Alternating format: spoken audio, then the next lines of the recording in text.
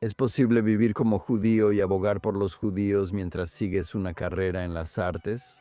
Durante generaciones, los judíos estadounidenses han tenido un papel destacado en Hollywood y el teatro, pero rara vez usaron esas plataformas para defender causas judías, y mucho menos para utilizar su trabajo para explicar o resaltar la vida judía como algo digno de celebrarse y tratarse como algo normal, en lugar de como un telón de fondo para la tragedia o algo que debía abandonarse para ser completamente estadounidense. Y después del 7 de octubre y la normalización del antisemitismo que le siguió, la invisibilización de los judíos, así como la aceptación de la demonización de Israel, se ha vuelto algo común. Pero un artista judío que creció en Hollywood está tratando de revertir esa tendencia. Esta semana en Think Twice hablamos con el actor, artista y podcaster Jonah Platt sobre lo que significa ser judío hoy en día.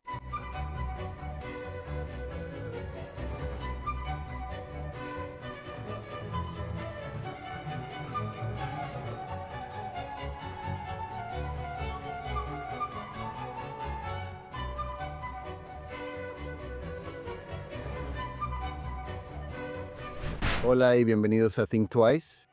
Los judíos han sido omnipresentes en la cultura popular estadounidense durante más de un siglo. De hecho, se puede decir que más o menos inventaron Hollywood. Pero pocos de quienes lo hicieron, o de quienes siguieron sus pasos, podrían decirse que usaron su celebridad e influencia para ayudar a popularizar una imagen de la vida judía que la presentara como algo que la gente normal hacía. Hollywood reflejaba el impulso de los judíos exitosos de asimilarse completamente, pero también trataba a aquellos que no lo hacían, o que al menos deseaban conservar su identidad como una parte significativa de sus vidas, como personas que necesitaban desaparecer.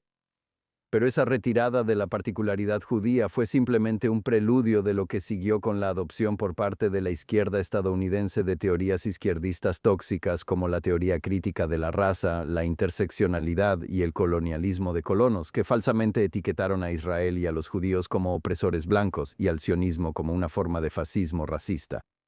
Después de los ataques terroristas liderados por Hamás de palestinos árabes contra comunidades israelíes el 7 de octubre de 2023 y el posterior aumento global del antisemitismo, el apoyo a Israel desapareció. Y la indignación por el aumento sin precedentes del odio hacia los judíos, o incluso por las atrocidades del 7 de octubre, rara vez se escuchó en el mundo del arte, ni siquiera de parte de sus judíos más prominentes. Pero hay excepciones a esa regla, y nos complace tener a una de ellas con nosotros hoy. Jonah Platt es un actor, cantante, escritor, director y productor conocido por sus apariciones en Broadway, cine y televisión. Pero desde el 7 de octubre su proyecto principal ha sido Being Jewish with Jonah Platt, su podcast.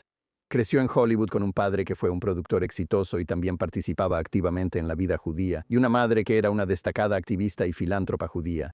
Ha asumido la tarea de tratar de promover una imagen positiva de la vida judía e inspirar una mayor comunicación y unidad en la comunidad judía. Jonah Platt, bienvenido a Think Twice. Gracias por invitarme. Bueno, muchas gracias por tomarte el tiempo de acompañarnos hoy. Quiero empezar preguntándote, ¿qué fue lo que te impulsó a empezar a concentrarte en ser judío después del 7 de octubre, cuando parece que la mayoría de los judíos en las artes creativas o estaban aplaudiendo el ataque a Israel o simplemente guardaron silencio? Bueno, yo cuestionaría la segunda parte de tu afirmación. Creo que tal vez los que fueron quizás los más ruidosos parecen estar aplaudiendo, pero teníamos a mucha gente dentro de Hollywood, tanto personalidades frente a la cámara como muchas personalidades detrás de cámaras que, como yo, ahora están más comprometidos que nunca. Y definitivamente no quiero restarle mérito a los guerreros judíos macabeos tan vocales que tenemos en Hollywood, quienes realmente han dado la cara en este momento. Pero hablando por mí mismo, ¿sabes? Este es el momento más importante de mi vida, sin duda, y de nuestras vidas compartidas en lo que respecta a la comunidad judía. Si no vas a abrazar tu identidad judía y mantenerte firme en defensa y con orgullo ahora, ¿cuándo lo vas a hacer? Entonces, para mí, realmente no fue una elección.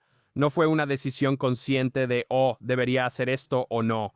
¿Cuáles podrían ser las repercusiones? O sea, nada de eso. Este soy yo. Las cosas están difíciles. Estamos viendo, ya sabes, el 7 de octubre fue un horror como ninguno de nosotros había visto antes, al menos en mi vida. Y había dos maneras de enfrentar eso. Supongo que, ya sabes, algunos se echaron para atrás ante eso y otros estuvieron a la altura del momento. Y para mí realmente no había otra decisión. Simplemente seguí, ya sabes, pienso en una frase de Mark Cuban donde dice, no sigas tus sueños, guíate por aquello a lo que dedicas tu esfuerzo. Y eso siempre se me quedó grabado. Y mi esfuerzo me estaba llevando en esta dirección. Simplemente mi energía y mi tiempo como que aquí es donde se estaban invirtiendo de manera natural. Y después de unos meses de estar muy involucrado en las redes sociales y en la vida real, en el periodo inmediato después del 7 de octubre quería enfocarme realmente en mi activismo judío proactivo, y de ahí surgió el propio podcast, Ser Judío. ¿Cuál es mi mensaje central, proactivo y positivo sobre, ya sabes, mis valores que realmente quiero transmitir? No solo responder a todo lo que está pasando ahora, sino realmente pensar, ok, cuando las cosas se calmen, ¿cómo se verá esto en el futuro? Gracias por sintonizar Think Twice. Ya sea que nos estés escuchando en cualquiera de las plataformas de podcast o viéndonos en vivo en Facebook, X o en el canal de YouTube de JNS, por favor dale like y o suscríbete a JNS, haz clic en la campana para recibir notificaciones y déjanos buenas reseñas.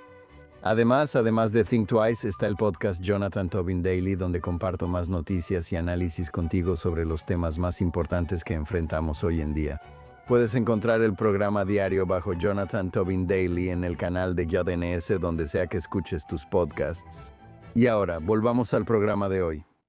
Sí, y creo que es justo, ya sabes, decir, bueno, por supuesto, ha habido muchos judíos que han alzado la voz, que están en las artes y, ya sabes, hicieron cosas que fueron muy loables. Pero yo escuchaba, especialmente en esos primeros meses, semanas, meses, el primer año, del 23 al 24, escuchaba a lectores preguntándome, ya sabes, ¿qué hay de esta persona? ¿Qué hay de aquella persona? ¿Sabes qué? Me encontré haciéndolo yo mismo. Y siempre he sido el tipo de persona que sentía que, mientras menos sepa sobre mis artistas favoritos o atletas favoritos, mientras menos sepa sobre sus vidas personales o sus creencias, más feliz voy a ser. No he querido profundizar en eso porque, ya sabes, generalmente no te hace más feliz. Exacto. No necesitamos saber eso, ya sabes, como que tu ídolo deportivo cuando eras niño era un borracho desagradable o algo así. O que tenga opiniones realmente horribles o que realmente, ya sabes, te horrorizan. Así es. Separar el arte del artista. Así es. Pero me encontraba, ya sabes, viendo o ya sabes, ves en las redes sociales y quieres como meterte ahí y sacudirlos y decirles, oye, esto es realmente importante, este es un momento histórico. Quiero decir, pensaba en las cosas que leí sobre los judíos en Hollywood a finales de los años 30 y quiero preguntar un poco más sobre la historia de los judíos y las artes. Pero recuerdo, ya sabes, leer sobre, ya sabes, cuando el gran escritor Ben Hecht, que era como, ya sabes, una superestrella, ya sabes, en la medida en que cualquiera que escribiera en Hollywood, ya sabes, era una superestrella tratando de que la gente se interesara y él no era un judío muy involucrado, pero escribió sobre cómo accidentalmente se topó con la historia y se dio cuenta, ya sabes, cómo escribió, mi tribu es Israel, y estaba realmente enojado con otros judíos que no alzaban la voz. Me encontré pensando como, caray, ¿por qué no estás haciendo algo? ¿Por qué no estás hablando? Tú hacías lo mismo. Sí, o sea, creo que lo que he llegado a ver y lo que realmente ha quedado claro es lo que pasó con Hollywood después del 7 de octubre. Hay un par de categorías diferentes. Creo que lo que exacerbó la sensación de frustración fue la falta de reciprocidad. Creo que mucha gente sintió que todos estos otros grupos de personas durante los últimos 10 o 20 años tuvieron momentos en los que necesitaban solidaridad y apoyo, y Hollywood había estado ahí para ellos, fueran judíos o no judíos, y luego llegó el momento en que los judíos necesitaban ayuda y no había nadie, así que creo que eso definitivamente fue una parte importante. Fue como, wow, siento que yo estuve ahí cuando me necesitaste y ahora tú no estás aquí para nada.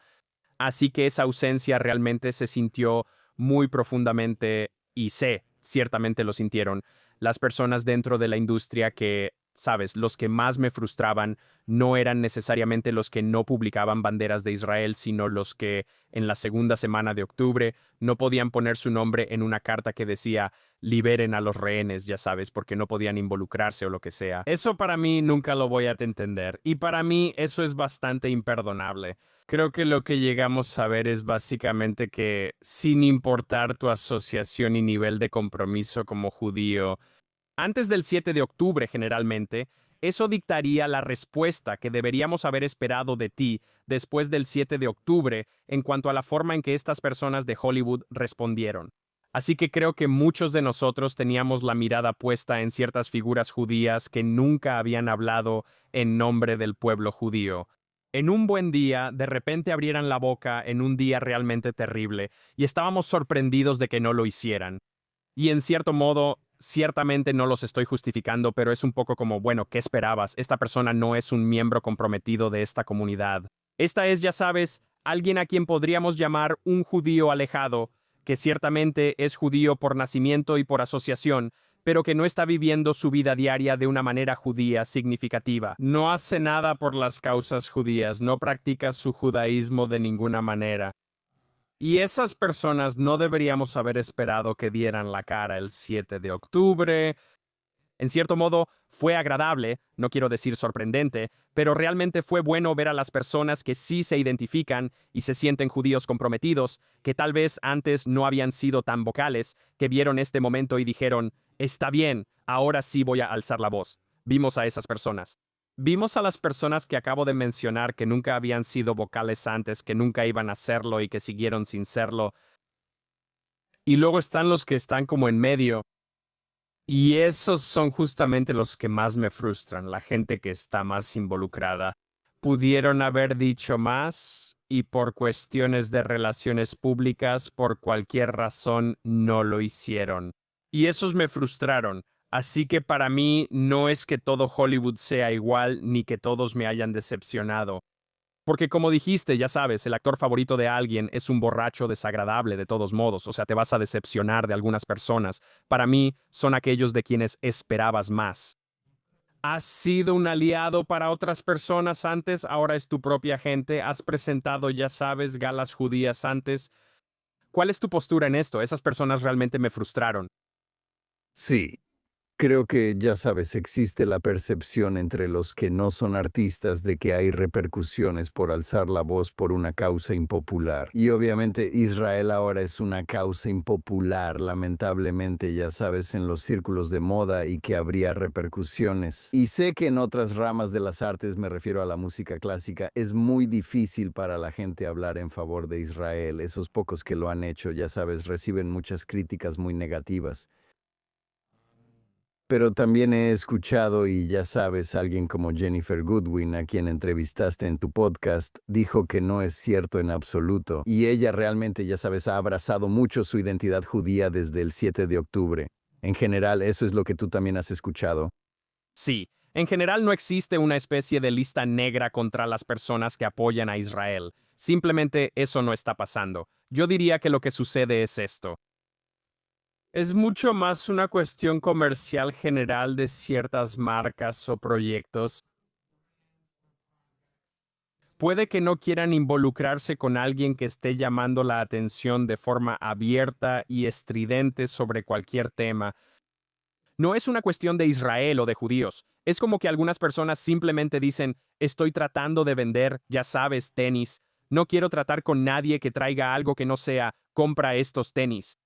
Como la actriz que interpretó a Blancanieves. Algo así como esa situación. Ya sabes, a quien culparon por arruinar una película que probablemente iba a fracasar de todos modos porque ella, ya sabes, se volvió muy vocal, ya sabes, de izquierda.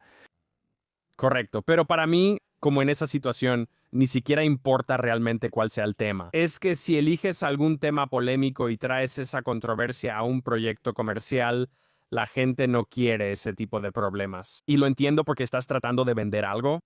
Eso sería igual si estuvieras insistiendo sobre Israel y ya sabes, estás ahí tratando de vender tenis o lo que sea. Pero en cuanto a decir, oh, soy un gran partidario de Israel, oh, no podemos contratar a ese tipo, no está pasando, al menos por lo que yo veo. Y de hecho lo que veo es que, ya sabes, hay muchos que en cuanto levantas la cabeza y levantas la mano y dices, sí, soy uno de los judíos que apoyan abiertamente a los judíos. Encuentras a todos tus compatriotas en todo el negocio que dicen está bien, genial. ¿Qué podemos hacer juntos? ¿Qué proyectos estamos tratando ahora con urgencia de sacar adelante, vender y llevar al público? Y lo estás viendo en toda la industria, desde ejecutivos de estudio hasta productores, escritores y actores, como que todos los que se preocupan están más atentos de una manera que no lo estaban antes del 7 de octubre, con mayores riesgos y mayor urgencia. Y mira, es difícil que estas historias se cuenten y se realicen por varias razones, pero no por algo así como una lista negra. No es por algo como no nos gusta Israel, no nos gustan los judíos, no vamos a contar tu historia.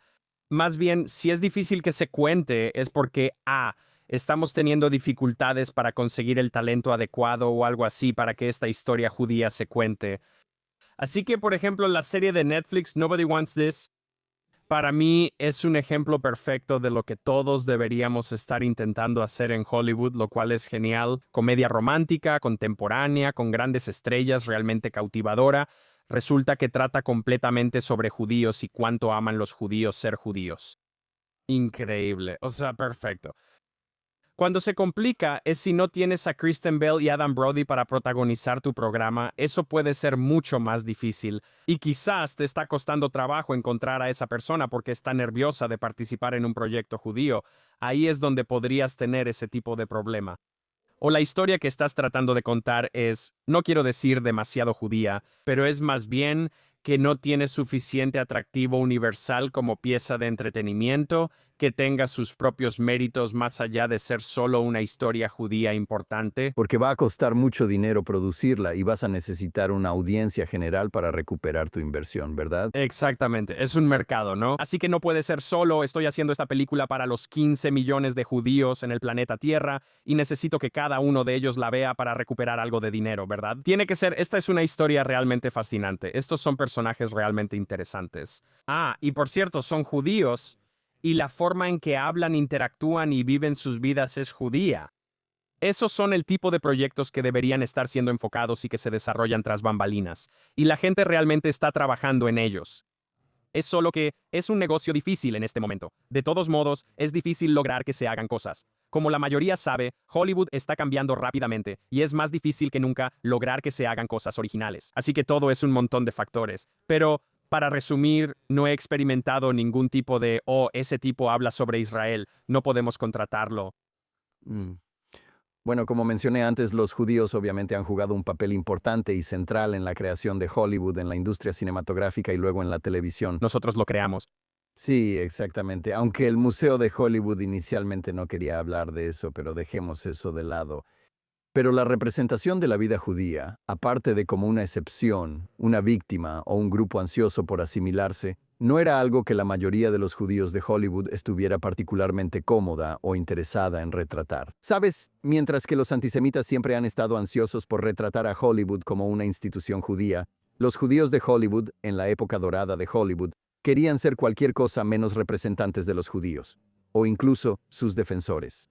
Como dije, como Ben Heck descubrió en los años 30, obviamente el Hollywood de los años 2020 es muy diferente. Pero ¿cómo crees que esta historia ha impactado la respuesta de los judíos en la industria del entretenimiento al 7 de octubre y al actual aumento del antisemitismo en todo el mundo? ¿Todavía existe cierta reticencia, además de los factores de mercado, a sumergirse en una historia judía auténtica? Sabes, obviamente ellos no están preocupados por no estar asimilados de la misma manera en que, digamos, los directores de los estudios lo estaban en los años 30, pero ¿crees que hay cierta reticencia de hacer historias judías? Sí, acabas de tocar todos los puntos. Quiero decir, creo que lo que estamos viendo hoy es una especie de ética heredada de los años 30, donde, como señalas en los años 30, y de nuevo, casi, o sea, sí, entiendo por qué los jefes de los estudios en ese entonces cambiaron sus nombres de Shmuel Goldfish a Samuel Goldwyn. Sabes, no era tanto que fuera terrible ser judío, sino más bien, ahora soy estadounidense. Me mudé aquí desde Europa del Este. quiero ser parte del tejido de esta sociedad. Estamos creando esta cultura americana y sabes, lo interesante es que por supuesto el Hollywood clásico está realmente impregnado de narrativa y moralidad judía. Simplemente no lo llamaban así, no eran historias judías. Así como muchos actores judíos. Sí, ya sabes, por supuesto, en todas partes, pero no abiertamente judíos. Y normalmente interpretando a no judíos, ya sabes, personas como Paul Mooney, que interpretaba a personas de todas las etnias excepto la judía, que era la suya. Entiendo por qué era así un poco en ese entonces, y creo que lo que ves hoy es el efecto residual de ese sentimiento de que tenemos que minimizar lo judío y que tenemos que solo somos estadounidenses. Lo somos y creo que esa es como la base. Y luego creo que desde ese momento lo que también ha agravado eso es este miedo no cuestionado de, bueno, si somos demasiado abiertos. Van a decir, los judíos controlan esto y los judíos hacen aquello, a lo que mi respuesta siempre es, de todas formas lo dicen, así que al menos deberíamos sacar algo de eso. ¿Sabes? De hecho, tuve esa conversación, este mismo intercambio con Jason Alexander en mi podcast. Y él lo expresó, yo le pregunté por qué. Él dijo, bueno, creo que hay este miedo. Y yo le dije, bueno, de todas formas lo dicen. Entonces, ¿por qué no simplemente lo hacemos? Y él dijo, sabes, no lo había pensado. Sabes, no creo que haya sido cuestionado. Creo que mucho de eso es heredado. Creo que es simplemente la forma en que Hollywood ha estado operando durante mucho tiempo.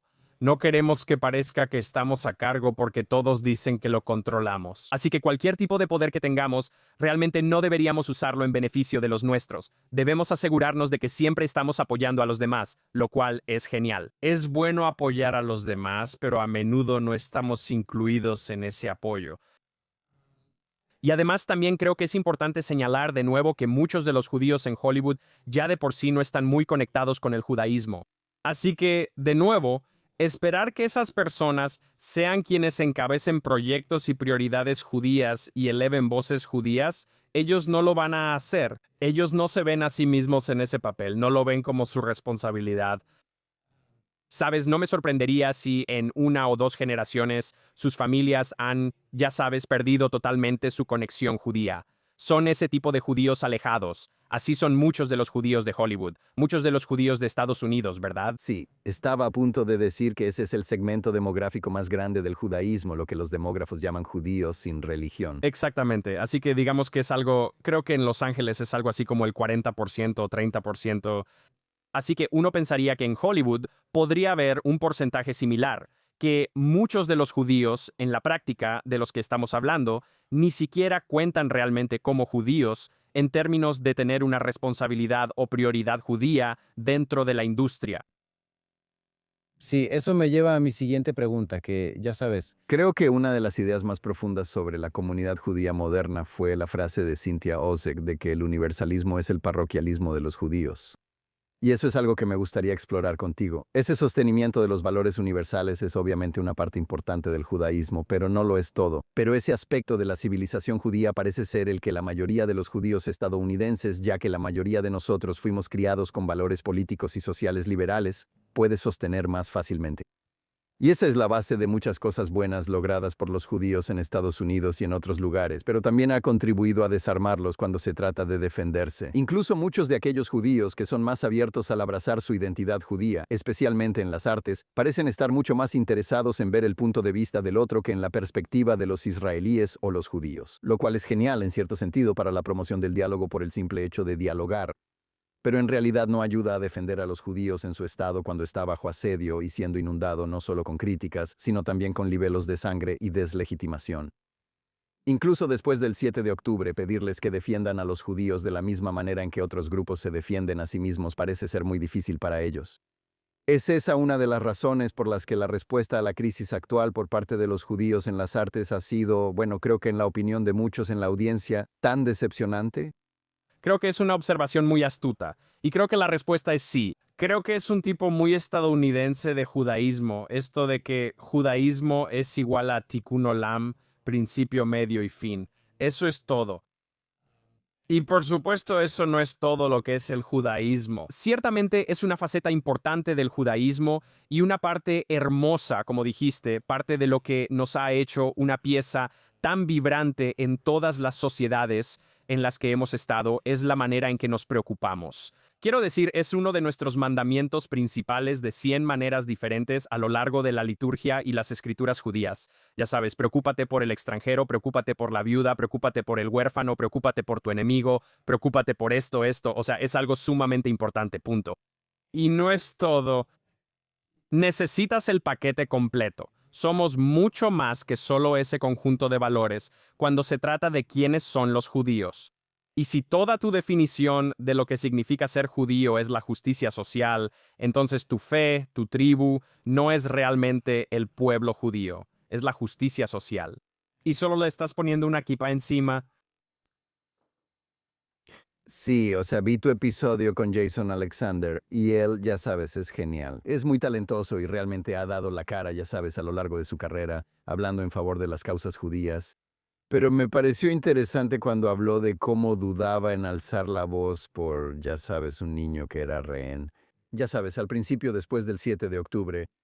Pero él quería hablar de los niños en sí, ya sabes, o al menos, ya sabes, se sentía incómodo hablando solo de las víctimas israelíes y no de los palestinos que también eran víctimas. Y yo le dije, bueno, ya sabes, entiendo eso, pero tampoco es algo que nadie del otro lado vaya a pensar en hacer. Sí, y él no es el único invitado que he tenido que ha expresado un sentimiento similar de, ya sabes, revelar eso. De nuevo, probablemente es algo que ni siquiera cuestionan en sí mismos, este instinto de realmente necesitar compartir. Como, oye, no estoy siendo tribal aquí. No estoy poniendo a los judíos primero. Dios no quiera que yo solo esté a favor de los judíos. Exactamente, Dios no quiera que alguien asuma que tengo, ya sabes, una lealtad hacia un grupo de personas por encima de otro. Y digo, creo que está bien poner a tu familia primero en la vida, ya sabes, si todo lo demás es igual, por supuesto. Y tampoco es un juego de suma cero, ya sabes, puedes hacer un video para un rehén y luego hacer tantos otros videos para quien quieras. Pero no debería ser así. Creo que no necesitas dudar ni cuestionar tu deseo de estar presente para tu gente cuando es su momento de necesidad. Creo que no hay nada por lo que alguien deba disculparse en eso. Es increíblemente natural. Y de nuevo, como dijiste, no solo el otro lado de esta ecuación en particular no tiene esos reparos, sino que ningún otro grupo tiene esos reparos. No vas a ver a un asiático americano diciendo, oh no, los asiático-americanos están siendo atacados. No sé si debería decir algo porque tengo que preocuparme por otros grupos. ¿Habré dicho lo suficiente por ellos? Es como no, es como vienes tras de mí. Voy a defender a mi grupo. Es muy natural. Es antinatural sentir que tienes que disculparte por eso. Y de nuevo, puede ser algo de ambos. Nadie dice que tenga que ser de suma cero. Soy yo o nadie, pero está bien priorizar a tu propia gente, tu propia identidad. Es natural, es lo que somos. No hay nada de malo en eso. Sí. Bueno, hablando de la familia, vivimos en una cultura políticamente dividida. Creo que cada familia judía, como cada familia estadounidense, tiene sus divisiones en cuanto a la política, así como sobre Israel en el mundo posterior al 7 de octubre. Eres parte de una familia de personas muy públicas y muy conocidas que no tienen miedo de expresar sus opiniones. Y sin querer tocar un punto sensible, tu hermano Ben ha tomado una postura pública sobre Israel que es muy diferente a la tuya, o a la de tus padres, debo agregar. ¿Cómo manejas esas diferencias? ¿Hay alguna manera de hacerlo en temas de suma importancia sin dañar las relaciones? Porque incluso si acuerdas no hablar de ciertos temas, y creo que ya sabes, todos tenemos familias y ya sabes, en Acción de Gracias o en Pascua Judía, ya sabes, hay una tregua política y si no hay una tregua política, ya sabes, puede haber problemas. Pero cuando no hablas de cosas que a ambos les importan, ese tipo de silencio también puede llevar a malentendidos tanto como lo pueden hacer las discusiones. Totalmente. Así que creo que, de nuevo, con tus preguntas, casi estás respondiendo tus propias preguntas con todas tus preguntas porque son muy acertadas, Jonathan. Es muy judío responder preguntas con preguntas. Sí, ya sabes, así que tienes toda la razón en que, bueno, siempre que tienes una relación que te importa y hay un desacuerdo o una diferencia, si quieres mantener esa relación, tienes que priorizar la relación. Y cuando priorizas una relación, eso significa comunicarte. Significa comunicarte dentro de la relación como, oye, eres alguien que me importa. quiero aclarar algo. Quiero asegurarme de que nos entendamos. Te quiero. Esto es algo en lo que no estamos de acuerdo, pero sigues siendo tú. Yo sigo siendo yo. Podemos hablar de estas cosas. Y creo que solo tener esa conversación. Y ya sabes, he hablado en mi programa mucho sobre cómo tener estas conversaciones profundas y largas. Y necesitan ser conversaciones profundas y largas. Este tipo de relación de la que estoy hablando no es para tu excompañero de cuarto de la universidad al que a veces le mandas un tweet. Eso es algo diferente. ¿Sabes? Mi prueba de fuego siempre es, si no te reunirías con esta persona para cenar por ninguna otra razón más que para discutir sobre Israel o lo que sea, esta no es la relación en la que deberías estar invirtiendo para tratar de salvar en este momento. Pero si es alguien a quien realmente te gustaría ver y estar con esa persona de todos modos, ve y pasa tiempo con ella. Date ese espacio. Ten la conversación en la que ambos puedan expresar de manera segura y honesta de dónde viene cada uno. Y cuando lleguen al final de eso, no necesariamente van a cambiar la opinión del otro. Generalmente encuentro que nadie cambia de opinión por una conversación, ¿sabes? Pero llegas a entender de dónde viene la otra persona. Y eso te permite decir, está bien, lo entiendo, como que esta persona no es un monstruo completamente loco. Y ellos ven que yo no soy un maníaco genocida, como ya sabes, su mayor miedo. En realidad solo somos personas que hemos llegado a diferentes conclusiones aquí por la razón que sea. Y ahora podemos seguir con nuestras vidas. Y si queremos hablar de esto en otro momento, podemos hacerlo. No tenemos que hacerlo. Probablemente no lo haremos porque, ya sabes, sabemos que no estamos de acuerdo. Y yo preferimos simplemente disfrutar de estar juntos como normalmente lo hacemos y mantener esa relación. Pero sabemos que el camino está abierto y no hay esa duda oculta, esa tensión oculta, esa sospecha oculta de qué está pensando esta persona, qué está diciendo a mis espaldas, qué piensa realmente sobre esto. Porque lo dices abiertamente y entonces puedes dejarlo de lado y seguir con tu vida sin asumir esa responsabilidad emocional de ser responsable de lo que piensa esa persona.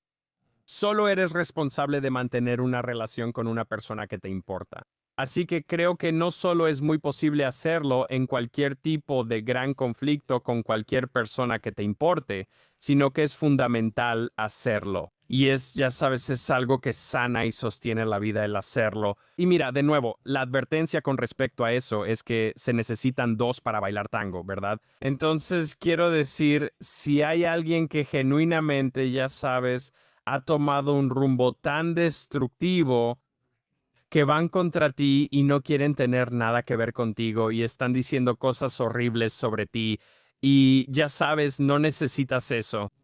Así que una relación solo funciona si ambas personas quieren que exista una relación.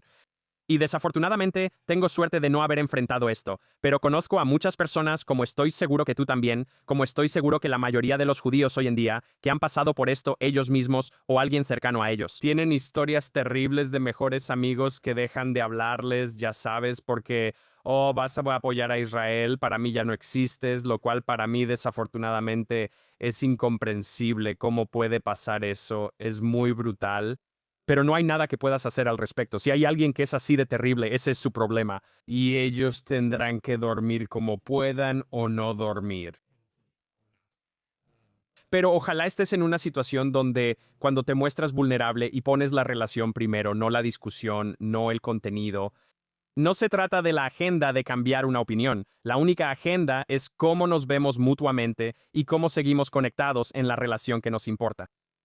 En general, espero que puedas preservar esa relación.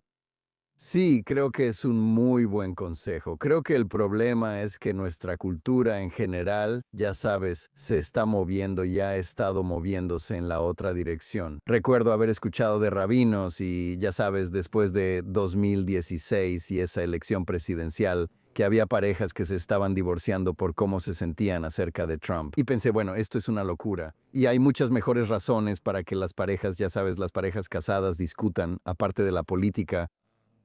Pero aún así, eso es algo real y creo que, ya sabes, eso se ha filtrado a todos los temas. Pero ciertamente, desde que Israel se ha convertido en un tema tan central en la cultura, creo que está empujando a la gente en estas direcciones negativas, donde casi sienten que ya no están siendo lo bastante solidarios con el bando en el que están.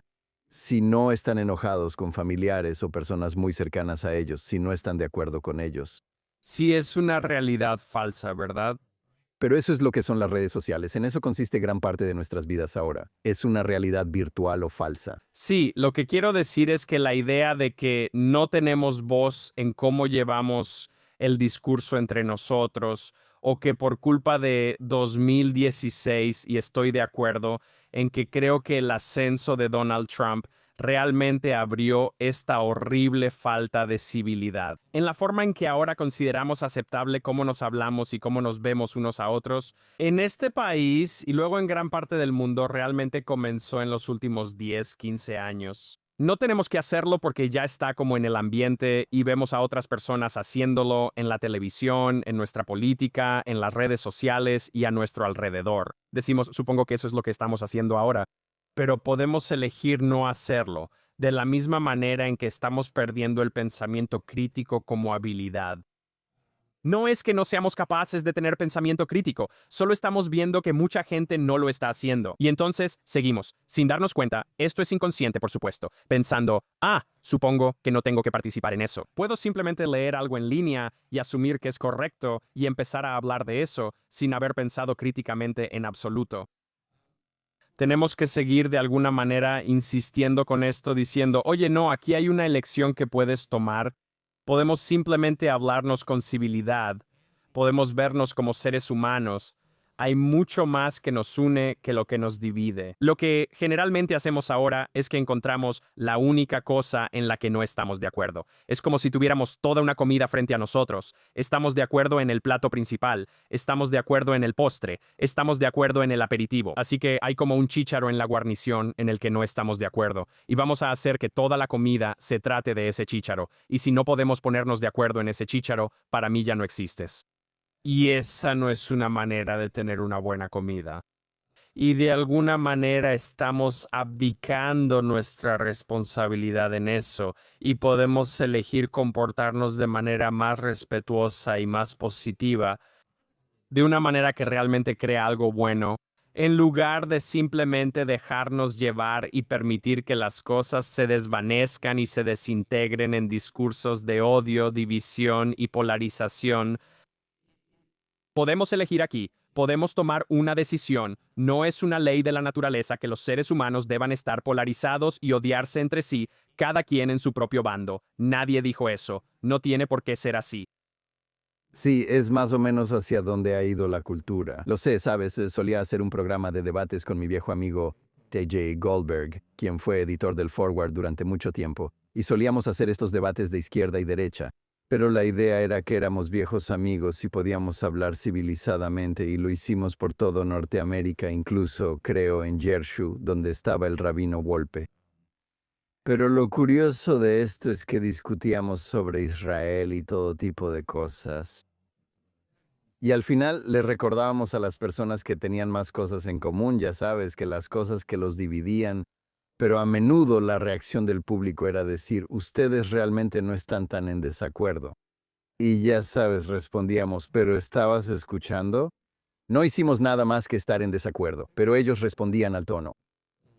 No nos estábamos gritando, nos estábamos riendo juntos. A veces, ya sabes, nos hacíamos bromas, pero hablábamos con respeto. Y les habían enseñado a pensar que si eso es lo que estás haciendo, en realidad no estás en desacuerdo. Exacto, es precisamente eso. Es un músculo que estamos olvidando cómo ejercitar, pero lo tenemos. Tenemos la capacidad. Siempre lo hemos tenido. Es solo que, como dices, la cultura nos está dando permiso para dejar que ese músculo se atrofie. Así que solo tenemos que seguir motivando a nuestros compañeros, compañeras y miembros de la comunidad a usar ese músculo. No solo porque se siente bien o porque es lo correcto. Es mejor para todos. Quiero decir, es una experiencia muy positiva. No hay ningún inconveniente. No hay ningún inconveniente. No, no lo hay. Pero tampoco hay mucho mercado, diría yo, ni siquiera en la comunidad judía para debates así hoy en día, como hemos descubierto. No lo sé. Acabo de ver un buen debate. Creo que mucha gente vio el debate entre Darrow Horn y Deborah Lipstadt. El debate de Sapir también generó mucho interés. Sí, No, escucha, no digo que sea imposible, pero en mi experiencia parece que hay un poco menos de interés por eso que antes, simplemente porque la gente se ha enojado tanto por todo. Pero también, sabes, déjame pasar a mi siguiente pregunta, que es que una cosa es hablar de priorizar las relaciones y la familia cuando se trata de desacuerdos entre familiares. Pero ¿dónde trazamos la línea como comunidad? Has hablado una y otra vez sobre la importancia de la inclusión. Pero una respuesta a eso podría ser que si todo lo que defendemos es la inclusión, entonces realmente no podemos, ya sabes, eso debe significar que realmente no defendemos nada. ¿Dónde deberíamos trazar límites como comunidad? Porque si hay algo que he aprendido en mi carrera como periodista es que todos quieren trazar límites, solo que no están de acuerdo en dónde debería trazarse ese límite. Mm. Es obviamente una pregunta amplia. Creo que incluso si se trazan los límites, y claro, como dices, siempre hay un límite para algo, la puerta siempre debe permanecer abierta. Así que sí quiero decir eso, como que siempre necesitamos ofrecer una salida, siempre debe haber una salida. Sí, y cuando estés listo para cambiar de opinión, nuestra puerta está abierta. Eso para mí es muy importante. Pero no creo que eso necesariamente signifique que no hay límites. Todos son bienvenidos todo el tiempo. Creo, y de hecho he hablado de esto, te daré un ejemplo, dentro de un entorno organizacional judío. Surgió la pregunta, estaba con algunos líderes de organizaciones judías. ¿Dónde deberíamos trazar la línea en cuanto a personas antisionistas trabajando dentro de organizaciones judías? Y personalmente sentí que están en todo su derecho de trazar una línea. Si eres una organización judía cuya misión es, de alguna manera, ya sabes, la proliferación del pueblo judío o apoyar tal o cual aspecto del judaísmo o al pueblo judío, decir, oye, si de alguna manera estás en contra de la existencia de la patria judía, esta no es la organización para ti. Vete con Dios. Ve a trabajar a otro lugar que podría ser para ti. Cuando cambies de opinión, tenemos trabajo para ti. Ven a los servicios religiosos. Genial. Pero, o sea, no necesitas trabajar aquí. Y eso, creo que eso es completamente kosher, está totalmente bien. Creo que hay que trazar líneas como esa. Y dentro de tu sinagoga, si sabes, ellos mismos irán trazando ese límite un poco. Sabes, si estoy en una sinagoga donde hacemos la oración por el Estado de Israel y oramos por los soldados de Israel cada fin de semana, si eres alguien a quien eso le incomoda o eso te incomoda, tú mismo vas a trazar tu propia línea si quieres irte o no. La sinagoga nunca te va a decir que te vayas. La puerta siempre está abierta, pero si tú, O al menos debería estarlo. al menos debería estarlo, pero tú decidirás por ti mismo, ya no puedo estar aquí, estos no son mis valores, y tú trazarás tu propio límite. Y si esto no es para ti, entonces puedes irte con Dios, ir a otro lugar, está aquí si cambias de opinión. Para mí esa es la actitud, estamos aquí si cambias de opinión. Pero si algo que es tan importante para ti va en contra de algo que es tan importante para nosotros, quizá este no sea el lugar para ti. Sí, creo que, ya sabes, ese es un punto muy importante porque ya sabes la cuestión de que todo sea debatible incluso en una comunidad tan diversa como la de los judíos. Sabes, es fácil decir que todos podemos estar en desacuerdo sobre, ya sabes, cuáles deberían ser las tasas de impuestos. Pero cuando se trata de la destrucción del único estado judío en el planeta donde vive la mitad de los judíos del mundo, tratar eso como algo debatible, sabes, te puedo decir por mi parte, estoy dispuesto a debatir casi cualquier cosa, pero no quiero debatir eso. Sí, estoy de acuerdo contigo. Y mi salvedad es que creo que es importante, especialmente con los judíos más jóvenes, asegurarse de que haya espacio dentro de estos espacios para tener conversaciones, hacer preguntas y plantear objeciones. Creo que es realmente importante porque si no creamos ese espacio, esencialmente creamos una dicotomía donde es como o amas a Israel. Y si no amas a Israel, eso significa que debes estar del otro lado, lo que significa que vas a estar del lado de quienes odian a Israel, aunque en realidad no lo odies. Y no queremos crear esa dicotomía, no queremos que sea todo o nada. O estás completamente de acuerdo, estoy enamorado del Estado de Israel, lo que sea que eso signifique para mi rabino, eso significa para mí, o me voy de aquí. Tenemos que tener un punto medio donde alguien pueda decir, me siento incómodo con esto e ir y venir. Esto porque, quiero decir, sabemos que la gente está recibiendo constantemente esta avalancha de ruido anti-Israel todo el día a su alrededor, especialmente los jóvenes. Está por todas las redes sociales, está en las escuelas, está entre sus amigos. Y si no les damos un lugar donde puedan entrar, equivocarse o hacer preguntas, los vamos a perder. Y creo que es realmente fundamental que creemos eso. Y para ser justos, también hay adultos así. Adultos que, ya sabes, no recibieron ninguna educación y están recibiendo lo mismo. Ya sabes, se están educando al mismo tiempo que sus hijos ahora mismo y les están metiendo las mismas cosas. Tenemos que asegurarnos de que haya un espacio para que ellos expresen sus preocupaciones. Pero al final del día, supongo que yo pondría el límite en dos cosas. Una es, ¿debería existir Israel o no? Me parece una línea bastante clara para mí.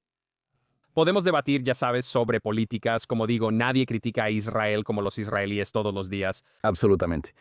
No tenemos ningún problema ahí. Pero, ya sabes, tenemos que estar de acuerdo en que creemos que los judíos deben gobernarse a sí mismos y que hay un lugar en la tierra al que colectivamente tenemos una conexión. Y que hay ciertas cosas organizacionales donde no es apropiado, como si mi declaración de misiones, esto es ¿sabes? Aquí estamos haciendo educación sobre Israel y estamos organizando recaudaciones de fondos para juntar dinero para un kibutz en Israel. Y si eso no es lo tuyo, entonces tal vez este simplemente no es el lugar para ti y no necesitamos debatir si deberíamos recaudar dinero para el kibutz Biri. Si te molesta tanto, este no es el lugar para ti. Sí, sí, creo que eso es cierto. Y sinceramente creo que, ya sabes, Israel o no Israel realmente es el único tema que hay en este momento. Ya sabes, preguntas sobre dónde debería estar la frontera. Ya sabes, todas las cosas que eran realmente relevantes hace 20 o 30 años no creo que sean realmente relevantes ahora. Y ciertamente no después del 7 de octubre. Interesante, tengo curiosidad por saber por qué te sientes así. Me siento así porque he sido parte del debate durante los últimos 30 años. De simplemente si Israel debe existir o no. Creo que ese es el único problema real en este momento. Porque creo que durante mucho tiempo como que la comunidad judía, Israel mismo estaba muy dividido sobre, ya sabes, como que la política del proceso de paz. Y eso se reflejaba en la discusión aquí en Estados Unidos. Pero realmente ya no estamos hablando de eso, estamos hablando de, ya sabes, algo mucho más elemental. El antisionismo, ya sabes, no era algo que, digamos, se debatiera, ya sabes, o que fuera algo aceptado. En las páginas editoriales, digamos, del New York Times hace 20 o 30 años, ya sabes, no era así, pero ahora es algo muy aceptado. Eso es lo que están haciendo. Ese es en gran medida el argumento. Y en este punto creo que eso es lo único en lo que deberíamos enfocarnos. O sea, ya sabes, porque ahí es donde estamos, ahí es donde los acontecimientos nos han llevado. Supongo que mi interpretación es un poco diferente, usando tu ejemplo del New York Times, por ejemplo. Cuando hablan sobre el antisionismo, veo dos cosas. Una, lo veo, ya sabes, como un movimiento de odio esencialmente. Y realmente no hay un nivel significativo de debate o discurso intelectual ocurriendo. Es, ya sabes, es odio hacia los judíos basado en calumnias como vimos que hicieron los soviéticos en el siglo pasado. ¿O es una especie de mala definición del sionismo, como si significara la forma de gobernar del gobierno derechista de Bibi Netanyahu y equiparando a todo Israel con eso? De una manera que creo que, ya sabes, si chasqueáramos los dedos y hubiera un gobierno totalmente diferente haciendo algo completamente distinto, creo que la conversación, su naturaleza cambiaría. Creo que el sentimiento cambiaría. No necesariamente, pero sí creo que la naturaleza de lo que se estaba discutiendo cambiaría. Si no estuvieras viendo a un gobierno que al menos era percibido como que permitía o apoyaba la violencia de los colonos, o que tenía aspiraciones de tomar Gaza, tomar Líbano y tomar Cisjordania. Esa es la percepción de este gobierno actual, al menos. Así que creo que las cosas podrían cambiar posiblemente a nivel del discurso si hay un cambio de gobierno más adelante este año, pero ya veremos. Bueno, yo discreparía contigo en eso, sobre eso porque no creo que haya ningún gobierno concebible que pueda ser elegido este año. Y obviamente, ya sabes, los israelíes están muy divididos sobre Netanyahu, pero no están divididos sobre la guerra. Realmente no están divididos sobre la guerra, ya sabes, contra Irán o la guerra contra Hamas. Ya sabes. Y después de todo, si Netanyahu ha estado en el poder, ya sabes, durante todos estos años ha ganado tantas elecciones. No es porque, ya sabes, no es una conspiración, es porque el otro lado como que ha perdido los argumentos. Y ya sabes, si no son Bennett y Lapid, ya sabes, sus políticas sobre la guerra no van a ser tan diferentes. Y creo que si analizas a muchas de las personas, solo elijo el ejemplo del New York Times, supongo, quien acaba de ganar el premio Pulitzer. Puedes revisar la lista de sus escritores y su editor de ideas.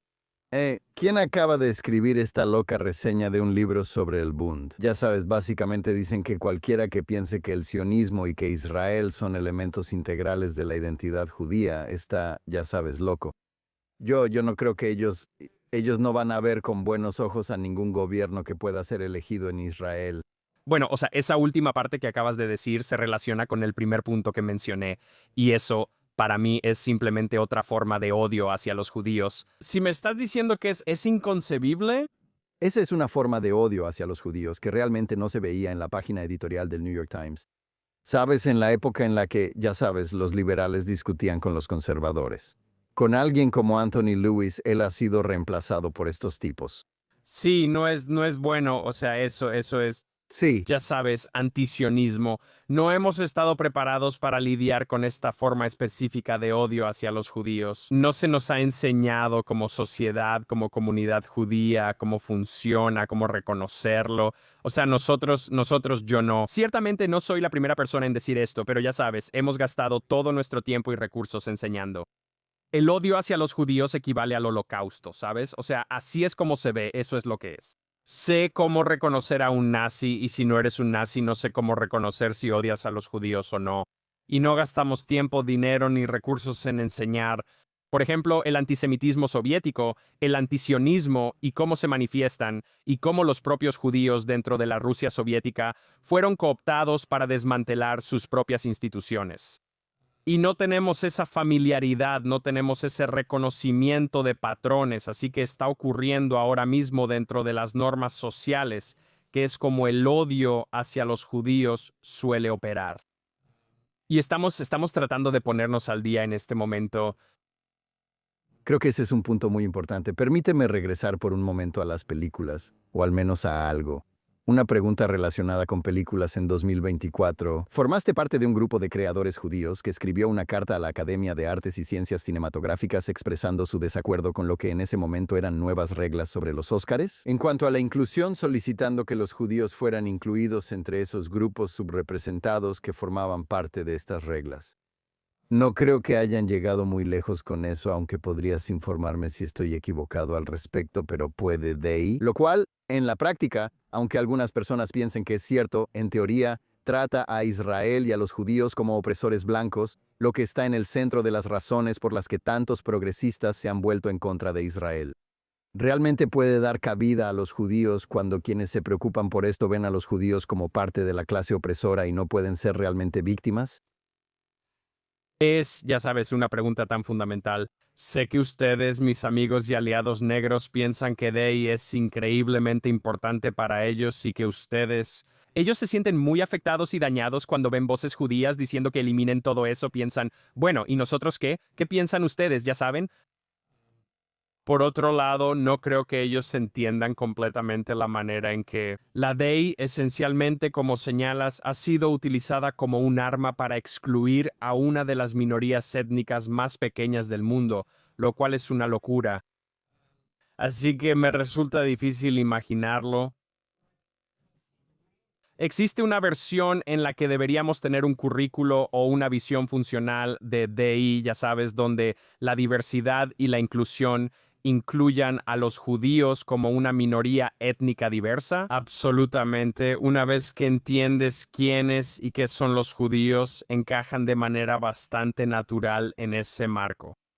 Pero si seguimos teniendo como mundo este completo malentendido sobre quiénes y qué son los judíos, tanto a través de la narrativa binaria de opresor y oprimido, y ya sabes, relacionado con eso, este completo etiquetado erróneo y malentendido de los judíos, como si fueran en su mayoría una clase de personas ricas, blancas y europeas.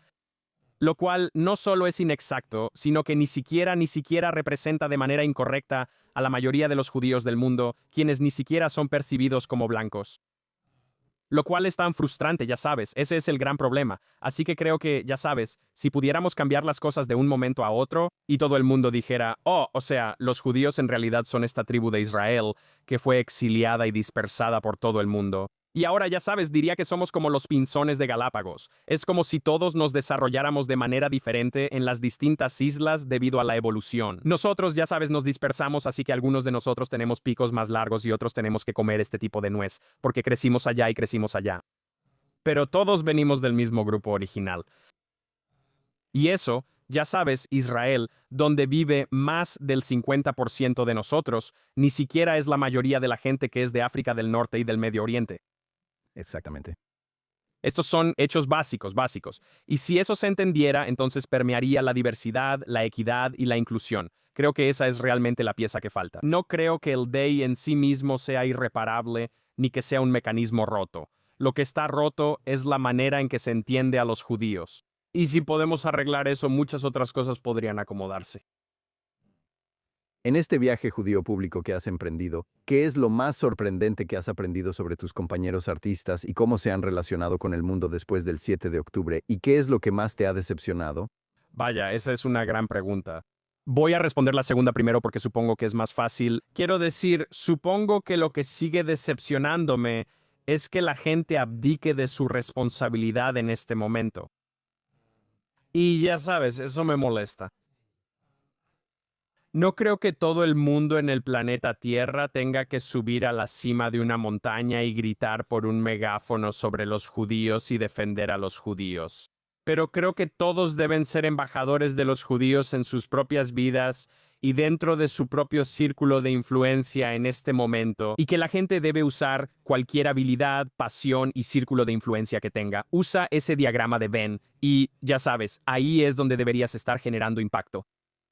Es solo que es un poco, ya sabes, hay una sensación de privilegio y de pereza al no estar a la altura de este momento y decir, bueno, ya sabes, que lo haga ese otro tipo. Yo, ya sabes, yo estaré aquí manteniéndome al margen haciendo lo mío mientras otros, ya sabes, pelean mis batallas por mí, así que eso ha sido decepcionante. Solo desearía que más personas sintieran un llamado individual a la responsabilidad. Pero, ya sabes, esto es la humanidad, ¿no? En cada época, en cada momento, algunas personas responden y otras no. Así somos como especie. Lo vimos en los años 30, lo hemos visto cada vez, lo estamos viendo de nuevo ahora, pero ya sabes, siempre duele. Y en cuanto a sorpresas, ¿qué me ha sorprendido? Supongo que me ha sorprendido, no sé, si tuviera que decir algo, tal vez lo positivo que ha sido. O cómo, tal vez incluso lo sorprendida que está la gente al descubrir lo positivo que es, eso me sorprende a mí. O cuántas veces hago algo que para mí no solo se siente natural, sino que se siente bien, y alguien dice, oh, eso es tan valiente. Y yo me quedo pensando un segundo, y lo que entiendo de eso es que te parece valiente porque a ti eso te da miedo. Pero para mí no siento miedo, porque ya sabes, yo tendría mucho más miedo de vivir mi vida en el closet o de tener arrepentimientos.